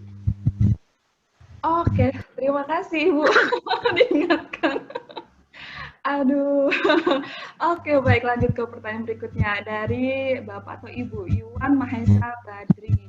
Seorang yang dites DISC apakah bisa berubah kuadran? Seberapa besar perubahan itu terjadi? Terima kasih. Silahkan Ibu Banowati. Seperti yang tadi saya sudah sampaikan ya. Jadi pindah-pindah itu tadi itu bisa dimungkinkan khususnya di grafik yang ditampilkan di tempat umum. Itu adalah apa yang kita yakini mengenai pandangan orang lain terhadap kita. Kayaknya orang lain melihat saya ini adalah orang yang bawel misalnya. Maka ketika kita mengisi DISC itu pasti I-nya tinggi. Itu untuk di grafik 1. Itu adalah perceive ya, perceive kita terhadap pandangan orang lain ke kita gitu. Dan kalau lingkungannya itu menekan kita, bisa jadi D-nya itu naik gitu. Jadi bisa berubah ya dari I menjadi S atau dari S menjadi I atau S jadi D, D-nya muncul, yang tadinya D-nya rendah jadi tinggi atau yang I-nya tadinya rendah jadi tinggi. Misalnya I rendah itu kan orang-orang yang cenderung pendiam ya. Nah, tapi karena dia dipaksa untuk memimpin rapat, karena sebetulnya bos melihat orang ini nih walaupun pendiam, tapi dia sebetulnya mampu loh untuk menjadi ketua regu gitu. Jadi bukan pemimpin yang sangat tinggi jadi direktur, enggak, tapi ketua regu dulu deh. Regu shift gitu ya, shift pagi, shift siang. Tapi untuk kepentingan ketua regu kan dia harus memimpin rapat, mengatur regunya, memberikan arahan-arahan. Nah, makanya udah sebelum dia diresmikan jadi ketua regu, sekali-sekali rapat oleh bosnya disuruh dia yang memimpin rapatnya.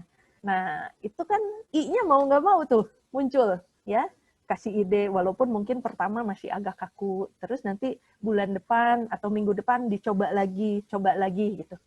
Sehingga I-nya lama-lama naik gitu. Jadi itu faktor lingkungan akan mempengaruhi perubahan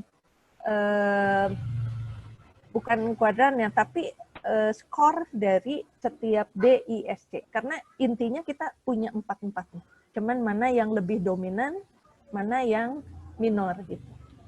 Oh. Itu Bu Fatira. Oke, baik. Jadi sebenarnya kita punya keempat-empatnya ya, sifatnya cuma hanya mana yang lebih dominan. Oke, baik. Ya. Nah, sekarang sebelum kita lanjut ke menjawab pertanyaan yang ada di chat box, saya mau open mic dulu deh untuk satu penanya. Kira-kira siapa yang mau bertanya secara langsung ke narasumber kita hari ini? Silahkan, langsung open mic-nya. Halo. Oke, halo, selamat pagi menjelang siang. Dengan siapa ini? Boleh sebutkan nama dan pertanyaannya?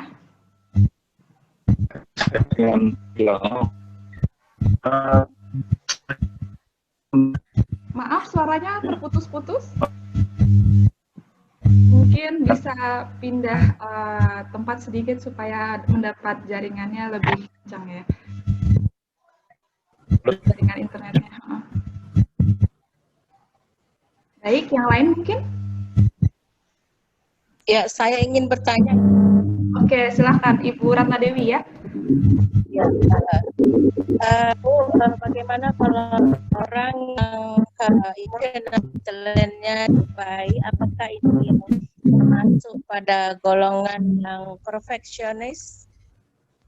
Boleh diulang kembali Bu, suaranya putus-putus Bu. Boleh diulang tapi ada Ada gangguan ada tadi. yang hilang kalimat di depannya. Sebelum Ya, perfeksionis. orang yang memiliki emotional intelligence, apakah ini termasuk orang yang berkomunikasi secara perfeksionis? Oke, baik. Apakah orang yang memiliki emotional intelligence memiliki apa tuh tadi kemampuan komunikasi yang baik ya Bu? Komunikasi yang ya emotional intelligence yang gampang membaca orang yang dia selalu berkomunikasi dengan dia gitu. Oke, baik. Ya.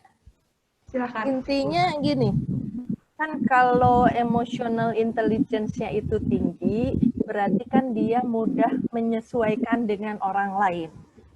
Toleransinya itu tinggi, menghargai orang lainnya itu tinggi ya.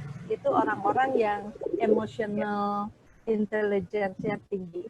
Dan kalau dia kecewa atau dia itu marah, jengkel, dia tidak langsung otomatis membabi buta gitu ya, dengan kata-kata yang mungkin sangat tidak sopan, pakai wah sialan atau apa gitu ya.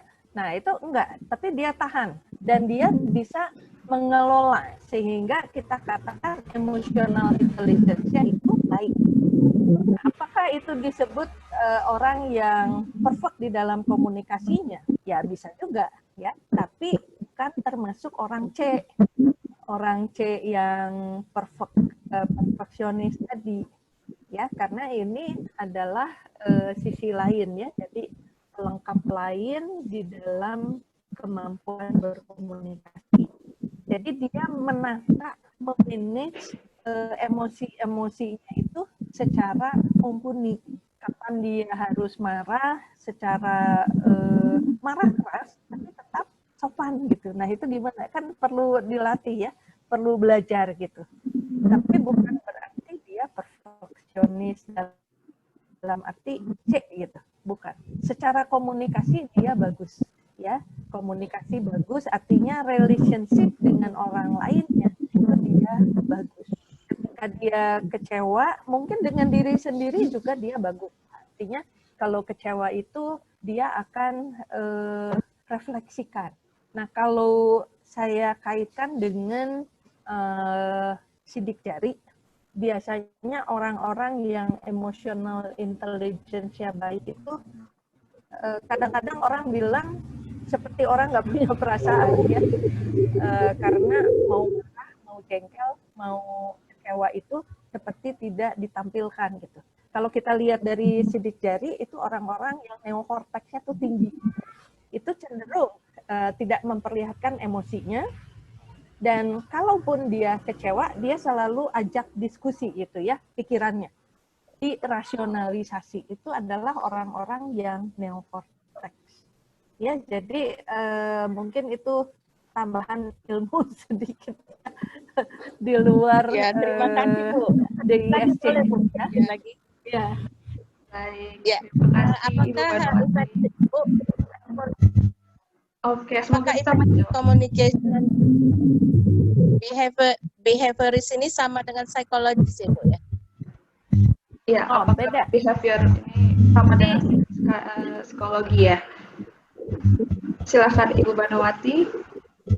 Ini bagian, karena psikologi, kalau psikologi itu kan jauh lebih luas gitu. Ini part of.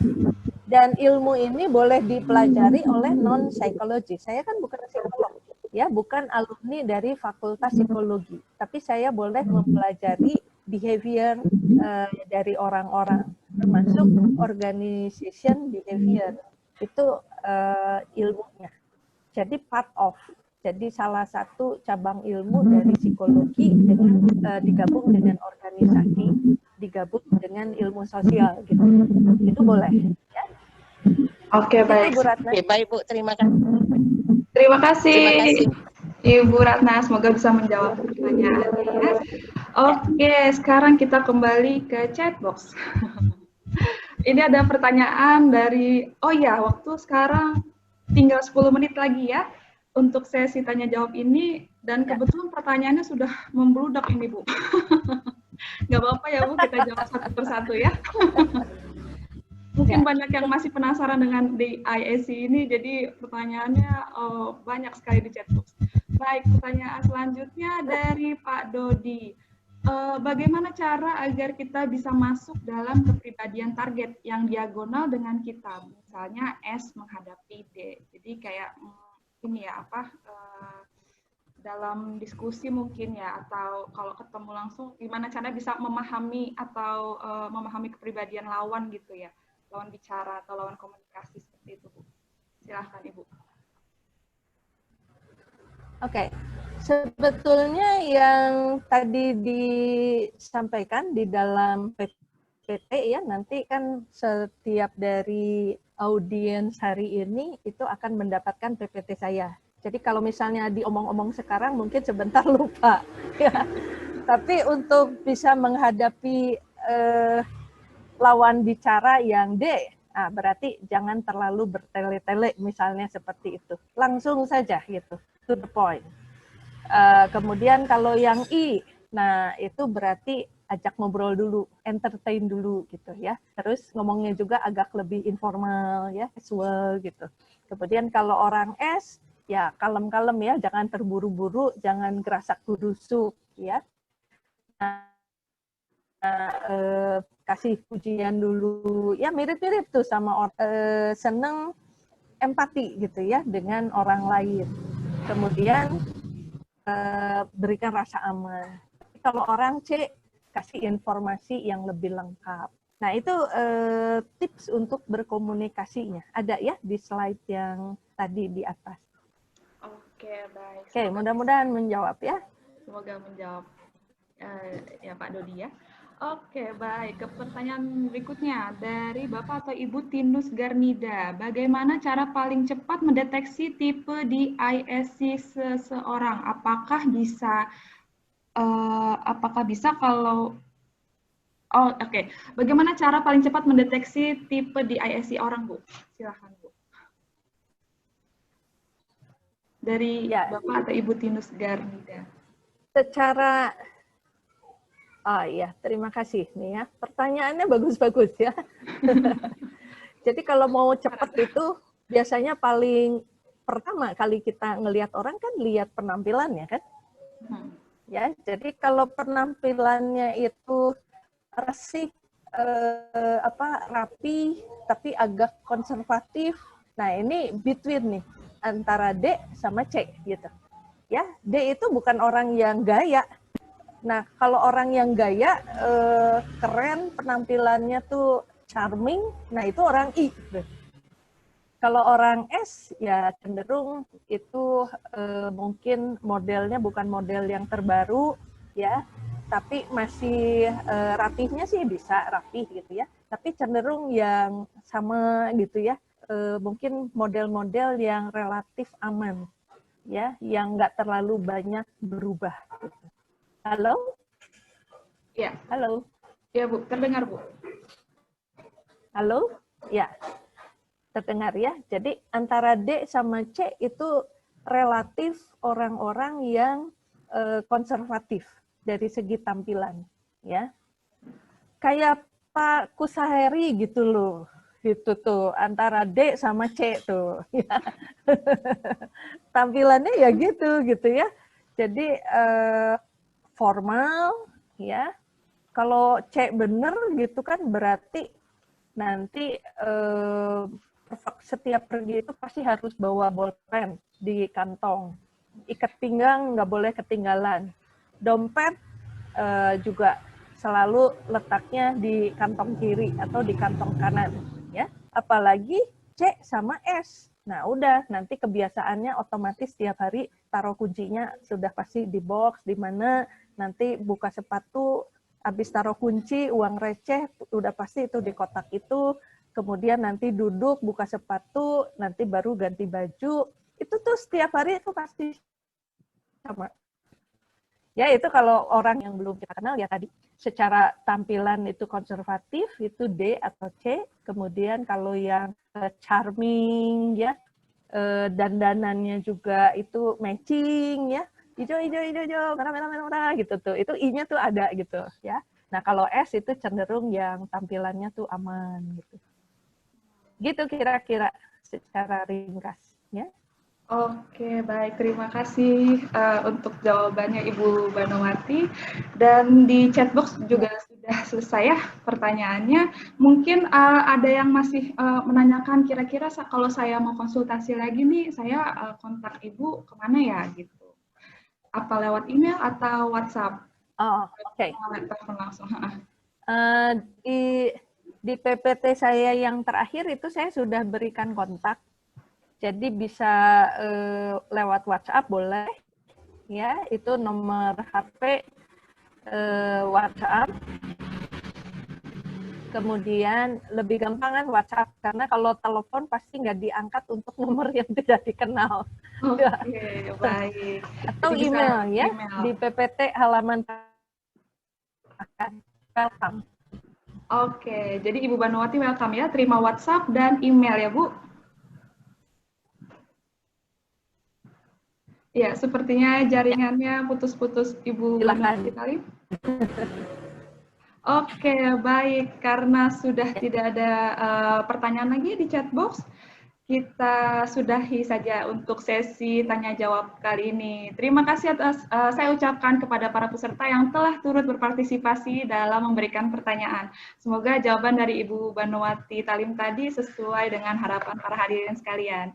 Baik, para hadirin sekalian, jadi dari presentasi yang Ibu Banowati Talim sampaikan tadi, saya bisa highlight sedikit kesimpulan bahwa dari setiap kepribadian, entah itu dominan, influence, steadiness, atau stabil, dan compliant, itu untuk beberapa orang mungkin saja memiliki lebih dari satu jenis kepribadian ya Bu ya. Jadi jika orang tersebut memiliki lebih dari satu tipe, maka karakteristiknya akan menjadi lebih variatif. Ya intinya sih saling menghargai sifat dan karakteristik masing-masing personal gitu ya Bu ya. Oke. Ya, betul sekali. Oke, baik. Semoga bermanfaat nih ya.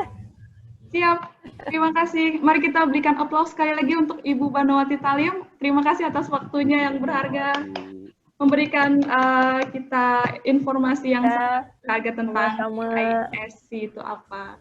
Baik, sebelum saya tutup sesi ini, mungkin ada closing statement dari Ibu Banowati Talim untuk saya pribadi dan kepada para hadirin sekalian. Silakan Ibu. Ya, terima kasih untuk respon yang luar biasa nih ya dari audiens yang hadir pada webinar pada ini.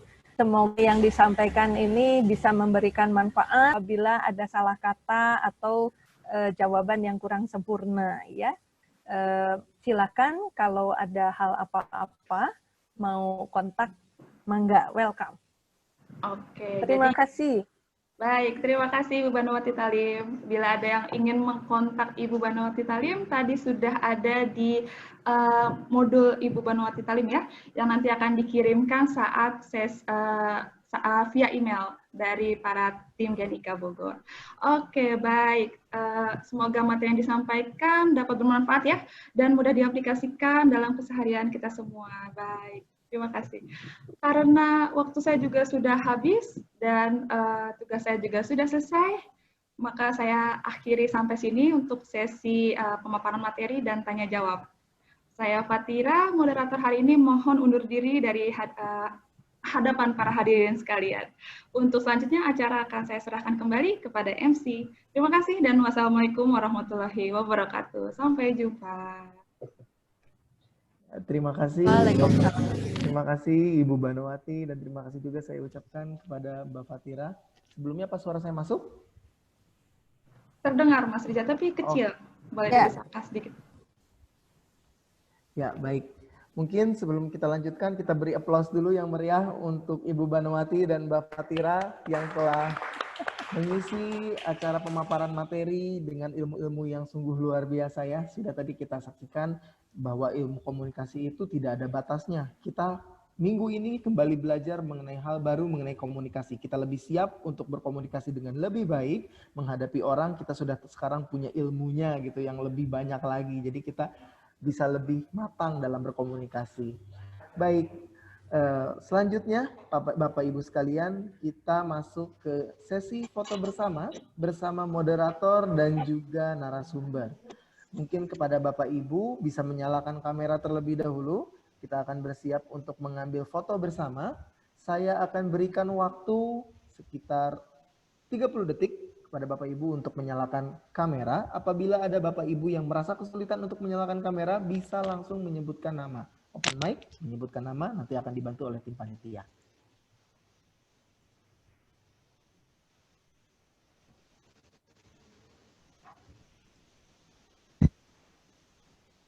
Baik, sudah hampir semua ya. Saya akan hitung sampai 3. Udah siap?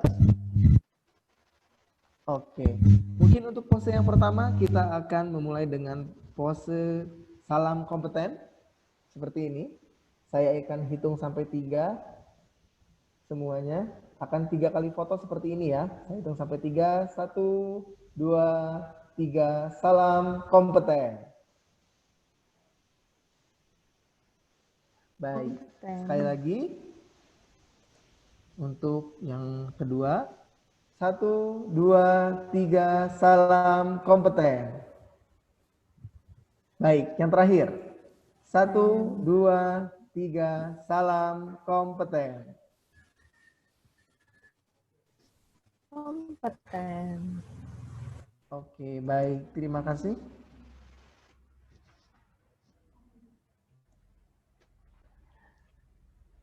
Baik, kita akan beranjak ke acara selanjutnya, yakni penyerahan sertifikat.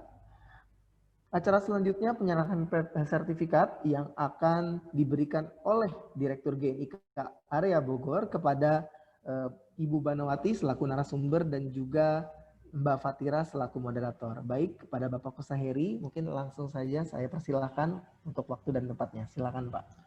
Baik, terima kasih Mas Riza. Wah, paparan yang luar biasa ya hari ini. Jadi Ibu Dr. Banowati Talim. Nah, kami ini bisa memberikan selembar kertas ini Bu. Mudah-mudahan ini bermanfaat sebagai kenang-kenangan ya. Mudah-mudahan ilmunya bermanfaat bisa diamalkan oleh teman-teman semuanya. Ini satu buku dibahas dalam waktu 2 jam, ini luar biasa nih ya. Ini satu buku ini tebel itu, saya tahu tuh bukunya tebel. Tapi dibahas dalam waktu 2 jam, luar biasa. Beruntung teman-teman semuanya.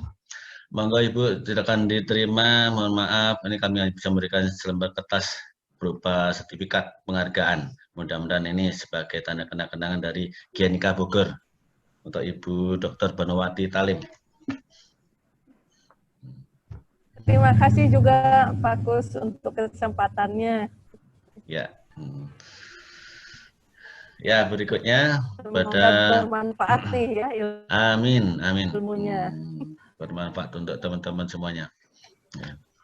berikutnya pada narasumber kita, untuk moderator kita hari ini, Mbak Fatira Putri Kusarta. Nah, ini yang luar biasa ya, jurusan komunikasi, jadi nyambung Bu Banowati bicara tentang komunikasi, nyambung ini jurusan komunikasi. Oke, jadi mohon diterima ini ya untuk penghargaan dari GNIK Bogor, ini selembar kertas berupa sertifikat sebagai kenang-kenangan. Mudah-mudahan ini bermanfaat ya. Silakan Mbak Fatira diterima. Terima kasih Pak Kuseri untuk kesempatan dan amanahnya. Saya dijadikan moderator kali ini. Ya. Sukses selalu untuk GNIK Bogor. Ya, amin. Ya, berikutnya sebelum kita akhiri, jadi ada informasi bahwa nanti hari Selasa itu masih ada materi tentang ini human resource, ini business partner ya, business partner in action yang disampaikan oleh Bapak Yayan Hadiat. Beliau adalah salah satu dosen tetap di Universitas Pakuan. Jadi untuk bulan Desember ini semuanya pakar-pakarnya dari universitas ini. Ya. Kemudian untuk nanti pada Selasa berikutnya lagi juga dari Universitas Ibnu Khaldun, Bapak Muhammad Aziz. Ya. Jadi pastikan bahwa Bapak Ibu sekalian selalu mengikuti program kita ini. Ini adalah untuk nambah ilmu. Artinya kalau kita membaca buku kan bukunya tebel, nggak mungkin selesai dalam waktu 2 jam ya. Tapi dengan paparan para narasumber kita ini cukup dengan 2 jam kita luangkan waktu untuk bisa mendapatkan ilmu yang luar biasa. Demikian dari kami tim GNIK Bogor, kurang lebihnya mohon maaf dan semoga bermanfaat ilmunya disampaikan oleh para narasumber yang luar biasa ya. Ini tanpa dukungan yang dari narasumber tidak akan terlaksana program-program dari GNIK Area Bogor ini. Terima kasih sekali lagi dan sampai jumpa pada lain kesempatan. Akhir kalam, assalamualaikum warahmatullahi wabarakatuh. Waalaikumsalam warahmatullahi wabarakatuh. Baik, terima kasih Pak Kuseri untuk kata penutupnya dan juga pemberian sertifikatnya. Baik, mungkin sebelum saya masuk ke sesi penutup, diberitahukan kepada Bapak Ibu sekalian, apabila Bapak Ibu ingin mendapatkan e-sertifikat, sekali lagi dimohon untuk mengisi link presensi atau daftar hadir yang sudah dibagikan di chat box. Atau saya akan beritahu, linknya adalah bit.ly/absen GNIK Bogor. Sekali lagi, bit.ly/absen GNIK Bogor. Nanti diisi data formnya, karena kita sudah otomatis menggunakan sistem, dimohon untuk tidak salah mengisi nama dan absennya.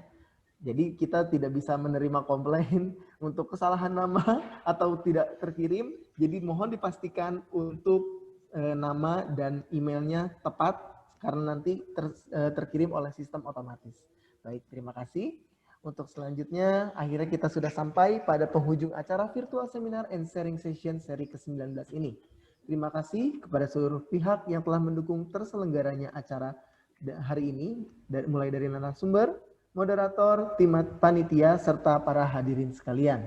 Semoga acara hari ini dapat memberikan manfaat dan membantu peningkatan kompetensi SDM di Indonesia.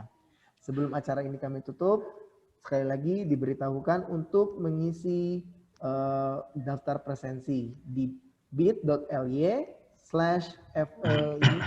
GNIK Bogor, dan juga bantu kami untuk selalu melakukan perbaikan dengan mengisi link evaluasi. Ada juga link evaluasi bit.ly/evaluasi virtual seminar. Ketahui acara terbaru GNIK Area Bogor lewat Instagram kami di gnik.bogor. Saya Riza Alfarisi selaku MC hari ini mohon undur diri dari hadapan para Bapak Ibu sekalian. Terima kasih dan wassalamualaikum warahmatullahi wabarakatuh. Salam. Terima kasih Bu Banowati. Terima kasih Bu Banowati. Terima kasih. Ini ada teman saya Pak Mulyadi, Bu Niluh Mei, ada Bu Dewi, ada Pak Johan, wah, banyak teman-teman kita nih di sini. Ya, terima kasih semuanya. Selamat berakhir pekan, tetap sehat. Amin. Makasih Pak Ferry. Mohon pamit. Sama-sama. Terima kasih Pak Tus. Sama-sama. Bagus. Kak sayang. Suka banget. Terima Materinya kasih. di-sharing, Pak. Tadi Bu, kita juga. Bu Lumei kemarin nggak sempat ketemu ya waktu di Bali kemarin ya. Iya, lagi ada acara persembayangan. Ini juga lagi nyambi ngajarin. Iya, iya, iya. Terima kasih, terima kasih. Baik, Mohon sama-sama. pamit ya. Ditunggu Pak Mul, Pak materinya, Mul. Pak. Iya, Pak. Bu Dewi. Ya, Bu Dewi. Ditunggu materinya, Pak. Di-share, Pak. Ya, nanti di-share semuanya ya. Terima kasih, Pak. Oke, Assalamualaikum. monggo. Salam.